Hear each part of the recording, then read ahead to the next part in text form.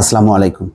গুরুত্বপূর্ণ একটি খবর, পণ্য রপ্তানির অর্থ আসা কমেছে। দর্শক বুঝতে পারছেন, তার মানে রপ্তানি খাতে আমাদের আয় কমলো এবং এবার যেই 204 কোটি মার্কিন ডলার আসলো রমজানের সময়, সেটি এর আগের ঈদের সময়ের তুলনায় এটা কম। তার মানে বাড়ছে না, আমাদের দায় দেনা বাড়ছে। পুরো দায় দেনা কত পরিমাণ এটা আল্লাহ জানে, কারণ সরকারিভাবে বলা হয় না, বেসরকারিভাবে কিছু কিছু তথ্য পাওয়া যায়। কিন্তু এটা তো মনে করা যথেষ্ট কারণ আছে, যে পরিমাণ বড় বড় প্রজেক্ট হয়েছে, মেট্রো রেল, তারপরে পদ্মা সেতুতে রেল সংযোগ সহ আরও অনেক টানেল, চট্টগ্রামে টানেল, তারপরে এক্সপ্রেসওয়ে, তো সেগুলো তো শুরু হয়ে গেছে, তাদের মানে শোধ করতে হবে। তো কি হলো তাহলে? এই যদি আমাদের মানে এখানে যদি বাড়তে না থাকে, মানে রপ্তানি আয় এবং প্রবাসী আয়, সরকার টাকা পাবে কোথা থেকে? মানে এটার কোনো হিসাব মেলানো যাচ্ছে না। ব্যাংকগুলির অবস্থা নড়বড়ে, শেয়ার বাজার তলানিতে, মানে কোনো দিক থেকে যে ভালো সুখবর যে আমাদের না ডলার রেমিটেন্স খুব ভালো আসছে, কোনো দিক দিয়ে পাওয়া যাচ্ছে না। তার মধ্যে হলো এই খবর যে পণ্য রপ্তানি বাড়লেও দেশে রপ্তানির অর্থ আসা বাড়ছে না। পণ্য রপ্তানি বাড়লো কিন্তু অর্থ আসলো না, তাহলে লাভটা কি?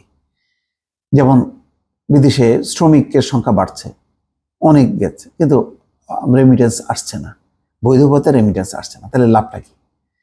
ওই একই রকম অবস্থা দেখছি যে এখন রপ্তানি আয়ের ক্ষেত্রে চলতি 2023-24 অর্থ বছরের প্রথম প্রান্তিকে 990 কোটি ডলারের রপ্তানির অর্থ দেশে এলেও দ্বিতীয় প্রান্তিকে এসেছে 907 কোটি ডলার। যদিও প্রথম প্রান্তিকের তুলনায় দ্বিতীয় প্রান্তিকে রপ্তানি বেশি হয়েছে 18 কোটি ডলারের মতো, কিন্তু ওই যে অর্থ তো আসে নাই।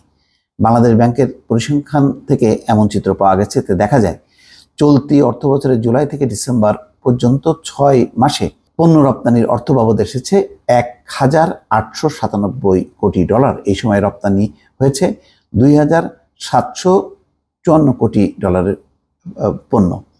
2022 সালে রাশিয়া ইউক্রেন যুদ্ধের পর জ্বালানি ও খাদ্যপণ্যের দাম বেড়ে যায়।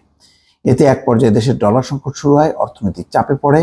পরে বাংলাদেশ ব্যাংক নানামুখী উদ্যোগের পাশাপাশি ব্যাংকগুলোও সতর্ক অবস্থানে থাকায় দেশের ডলার সংকট কিছুটা কমলেও পুরোপুরি সংকট কাটেনি। ফলে নির্ধারিত দরের চেয়ে বেশি দামেই ডলার কিনতে হচ্ছে আমদানিকারকদের। বৈদেশিক মুদ্রা আয়ের প্রধান দুই উৎস হচ্ছে প্রবাসী আয় ও পণ্য রপ্তানি। অথচ প্রতি বছর যে পরিমাণ পণ্য রপ্তানি হয় তার একটি অংশ দেশে সময় মতো আসছে না। অথচ মানে প্রবাসী আয়টা যদি আমাদের বাড়তো, তাহলে কিন্তু এটা মানে বৈধ পথে যাওয়া, তাহলে এটা সরাসরি কিন্তু আমাদের এখানে চলে আসতো।